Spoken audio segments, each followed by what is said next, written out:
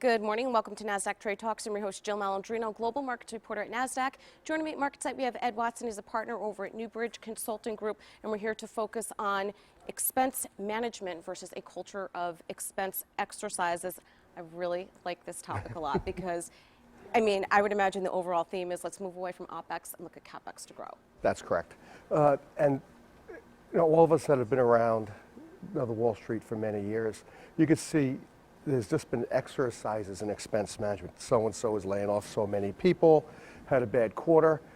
Oftentimes laying off people around business change is obviously, I don't want to say a good thing, but necessary.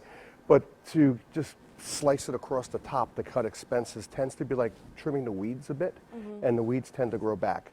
So what we try to instill in our clients is an exercise and a cultural shift away from expense management exercises and it being more, let's continually manage our expenses dynamically as part of our culture. And we break that into three distinct areas. One area is continuous process improvement.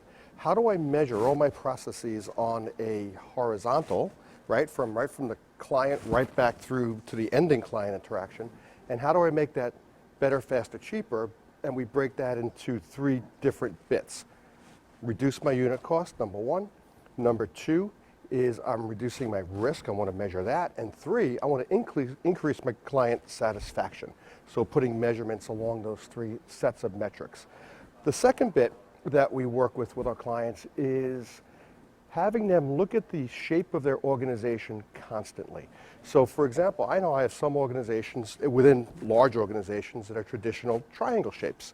I want to make sure I stay within a triangle shape. If you look at more mature organizations, they tend to be diamond shaped. Why is that? It's just maturity.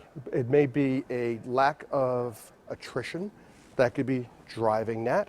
It could be lack of junior talent being pulled in, people getting promoted, and before you know it, you're kind of like that. Yeah. So it's a measure of getting your attrition to the right level. Too high is not good. Too low is not good. And am I managing my performance in such a way that I'm retaining my best performers and removing blockers that also could be causing that diamond shape? So it's a difficult exercise, but that's the point. It shouldn't be an exercise. It should be part of the culture.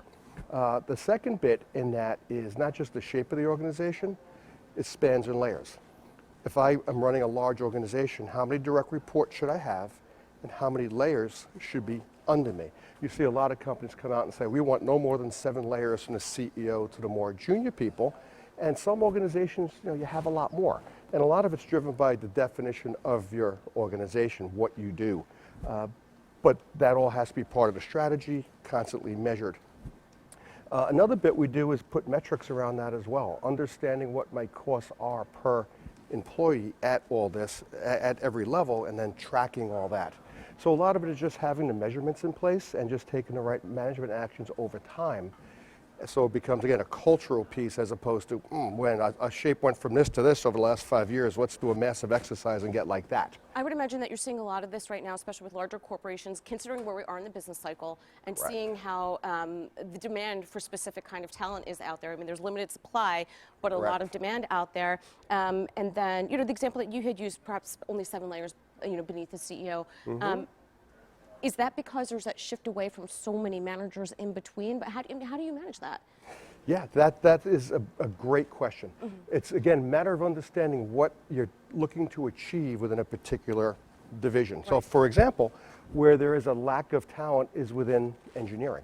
Right? So you're going to be a lot more flexible, within that area, as opposed to there isn't a lack of talent. I'm going to, as an accountant, I'll pick on the accountants. There isn't a lack of talent in the accounting space, so you could be much more disciplined about how you manage that organization.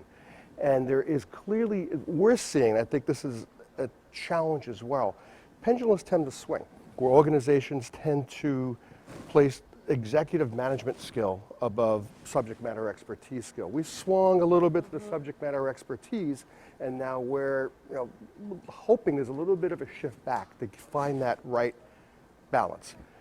All right, Ed, thank you so much, as always, for joining me at MarketSite. And thank you for joining us on Trade Talks. I'm Jill Malandrino, Global Markets Reporter at Nasdaq.